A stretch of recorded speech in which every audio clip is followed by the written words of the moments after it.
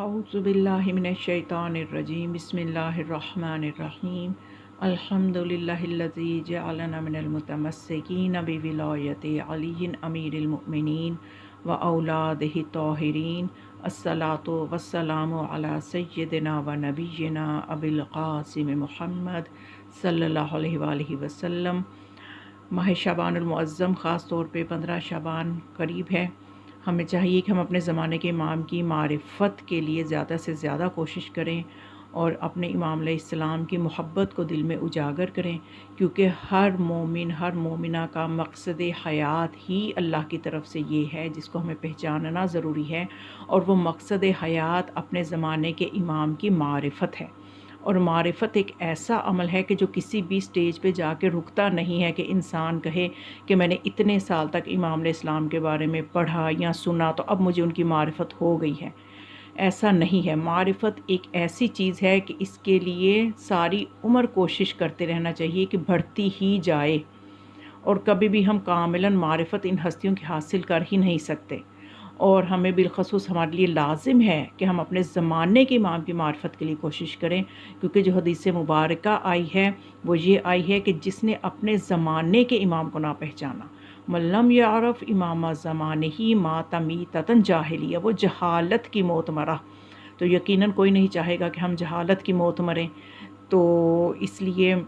ہر ایک کو چاہیے کہ اپنے زمانے کے امام کی معرفت حاصل کریں۔ تو بس امام علیہ السلام کی معرفت کے لیے ہی، ان کی محبت کو مزید دلوں میں اجاگر کرنے کے لیے، قلوب کو منور کرنے کے لیے، امام علیہ السلام کا ایک بہت خوبصورت واقعہ ہے جو میں ہدیہ کرنا چاہتی ہوں۔ آیت اللہ محمد تقی نجفی اصفہانی جو ہیں، وہ اس سلسلہ میں خواص آیات کے حوالے سے انہوں نے ایک کتاب لکھی ہے، اور اس کتاب میں انہوں نے کچھ روایات لکھی ہیں آیات کے خواص، کہ ہر آیت کی کیا خصوصیت ہے۔ تو اس میں ایک روایت وہ نقل کرتے ہیں امام جعفر صادق علیہ السلام سے کہ جو شخص 40 روز تک روزانہ سورہ حشر کی تلاوت کرے تو اللہ اس کی تکالیف کو دور کر دے گا، خواہ وہ کوئی اہم کام ہو یا کوئی حاجت ہو، اللہ اسے پورا فرما دے گا۔ اب یہ سورہ حشر کے حوالے سے ہی میں نے امام زمانہ علیہ السلام کے حوالے سے ایک واقعہ سنانا ہے، اس لیے میں نے ضروری سمجھا کہ پہلے میں سورہ حشر کی کچھ فضیلت بتا دوں کہ سورہ حشر کی فضیلت کیا ہے۔ تو کوئی بھی کام ہو، چاہے وہ کوئی اہم کام ہو یا کوئی حاجت ہو، اللہ اس کو پورا کرے گا۔ اور سورہ حشر بہت لمبی بھی نہیں ہے، 40 روز تک بلا ناغہ پڑھنا کوئی اتنا مشکل نہیں ہے۔ خدا ہمیں توفیقات دے کہ ہم ان چیزوں کے ذریعے سے اپنی مشکلات کو دور کریں۔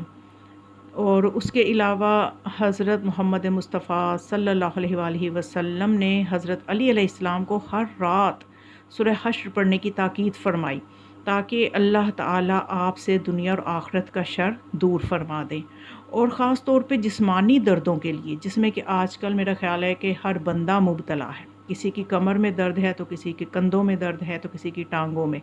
تو اس کے لیے خاص طور پہ جسمانی دردوں کے لیے سورہ حشر کی آخری 4 آیات کی تلاوت کے متعلق بہت سی روایات وارد ہوئی ہیں۔ اور اسی ضمن میں مسجد جمکران نامی ایک کتاب ہے جس میں واقعہ اس طرح سے درج ہے کہ ایک ڈرائیور، آقا حسین کا بیان ہے، اس ڈرائیور کا نام تھا حسین، اس کا بیان ہے کہ بچپن ہی میں میری والدہ کا انتقال ہو گیا اور میرے والد بزرگوار نے دوسری شادی کر لی، جس کا مجھے بہت رنج ہوا، اور میں ناراض ہو کر اپنے وطن عراق سے بھاگ کر ایران چلا گیا اور ڈرائیونگ کرنے لگا، اور پھر اس طرح ایک تھوڑی سی مکینکی بھی سیکھ لی اور ایک یہودی کے کارخانے میں کام کرنے لگا۔ اسی دوران میری کمر میں شدید درد شروع ہوا جس نے مجھے بے چین کر کے رکھ دیا۔ تو وہ یہ کہتا ہے کہ میں نے کئی ڈاکٹروں کے پاس علاج کروایا، حتیٰ کہ دوسرے ممالک میں جا کے آپریشن تک کروائے، لیکن مایوسی ہوئی، اور جب ہر طرف سے مایوس ہو گیا تو مایوس ہو کر میں مسجد جمکران چلا گیا۔ اب یہ دیکھیں، یہ آخری جو انسان کی امید ہے، اگر اس طرف انسان پہلے ہی قدم اٹھا لے کہ اتنی تکلیفیں اٹھا کے پھر اس کا خیال اس طرف آئے کہ میں ان ہستیوں کی طرف رجوع کروں، تو یہ انسان کی حماقت ہے۔ اگر شروع میں ہی وہ ادھر رجوع کر لے تو اتنے سلسلوں سے، اتنی تکلیفوں سے، اتنا وقت اور پیسہ برباد ہی نہ کرنا پڑے۔ ہم لوگ پہلے اپنی عقل کے ساتھ جو ہے وہ چل رہے ہوتے ہیں، اور بعد میں ہم اس اصل راستے پہ آتے ہیں کہ جو ہمارے لیے بہترین ہوتا ہے۔ تو اس لیے ہمیں چاہیے کہ ہم بہترین فیصلہ پہلے ہی کر لیا کریں۔ تو وہ کہتے ہیں کہ مایوس ہو کے میں مسجد جمکران گیا اور حضرت بقیت اللہ روحی فداہو کی بارگاہ میں گریا و زاری کی۔ چند دن مسجد جمکران کے چائے والے ہوٹل میں بھی ٹھہرا، لیکن نتیجہ کچھ بھی نہ نکل سکا۔ واپس آ گیا۔ رات کو خواب میں کسی نے کہا کہ چائے کے ہوٹل میں رہنے سے مقصد حاصل نہیں ہوتا، اگر کچھ حاصل کرنا ہی ہے تو مسجد میں شب بیداری کرو۔ وہ کہتا ہے کہ اس خواب کو میں نے ایک غیبی اشارہ سمجھ کے دوبارہ مسجد جمکران گیا اور ارادہ کیا کہ ماہ رجب کے ایام 20 میں مسجد کے اعمال بجا لاؤں۔ اس خیال سے میں مسجد میں قیام پذیر ہوا اور میرے علاوہ وہاں کوئی اور نہیں تھا۔ مسجد کے اعمال ادا کر کے فارغ ہی ہوا تھا کہ میں نے ایک جلیل القدر سید کو دیکھا جو سبز لباس میں ملبوس تھے اور نور نے ان کا احاطہ کیا ہوا تھا،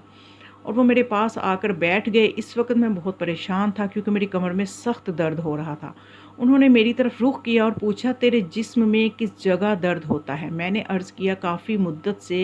میری کمر میں درد ہے۔ وہ میرے نزدیک آئے اور میری ریڑھ کی ہڈی کے ایک ایک موہرہ پر ہاتھ پھیرتے ہوئے اس موہرہ پر پہنچے جہاں پہ درد تھا۔ درد والی جگہ پر ہتھیلی سے مالش کی اور سورہ حشر کی آخری 4 آیات وَلَوْ أَنزَلْنَا هَٰذَا الْقُرْآنَ عَلَىٰ جَبَلٍ لَرَأَيْتَهُ خَاشِعًا مُّتَصَدِّعًا مِّنْ خَشْیَةِ اللہِ، یہاں سے شروع ہو کے وَهُوَ الْعَزِیزُ الْحَکِیم تک یہ جو 4 آیات ہیں انہوں نے تلاوت فرمائی اور اس کے بعد فرمایا کہ تم ٹھیک ہو گئے ہو۔ وہ کہتا ہے کہ میں نے اپنے جسم کی تھوڑی سی حرکت دی تو درد محسوس نہ ہوا، پھر میں نے اپنے بدن کو باقاعدہ دائیں بائیں حرکت دی، پھر بھی درد محسوس نہ ہوا، یہاں تک کہ میں اپنی جگہ سے اٹھا اور دوڑنے لگا، پھر بھی درد محسوس نہ ہوا، اور ایک وزنی پتھر بھی اٹھایا، پھر بھی درد نہ ہو۔ یعنی ہر طرح سے میں نے آزما لیا کہ میں بالکل ٹھیک ہوں، کسی بھی طرح سے مجھے درد نہیں ہو رہا۔ تو میں سمجھ گیا کہ ہو نہ ہو یہ حضرت بقیت اللہ روحی فداہو ہی ہیں جنہوں نے، اور میں نے ان کا شکریہ ادا کرنے کے لیے مسجد میں واپس آیا تو میں نے ان کو وہاں پہ نہ پایا، بلکہ مسجد کے باہر صحنوں میں بھی، صحراؤں میں بھی، ہر جگہ ڈھونڈا لیکن وہ مجھے دوبارہ نظر نہ آئے۔ تو بہرحال یہ ہمارے امام علیہ السلام کا دست شفقت یقیناً ہمارے سروں پہ ہے، اور خاص طور پہ آج کل ہم جس بیماری کے خوف میں ہیں وہ ہمارے لیے کوئی خوف نہیں ہے اگر ہم روزانہ اپنے وقت کے امام کے سپرد اپنے آپ کو کر دیں اور اپنی زندگی کے کچھ لمحے اپنے امام کے لیے نکالیں، ان کے ساتھ ہماری وابستگی اور محبت ہو جائے تو ہمارے ہر طرح کے خوف ختم ہو جائیں۔ خدا ہمیں اپنے امام علیہ السلام کی ظہور کے لیے مخلص ہو کر کام کرنے کی توفیق عطا فرمائے۔ وما علیہ الا البلاغ، والسلام علیکم ورحمۃ اللہ وبرکاتہ۔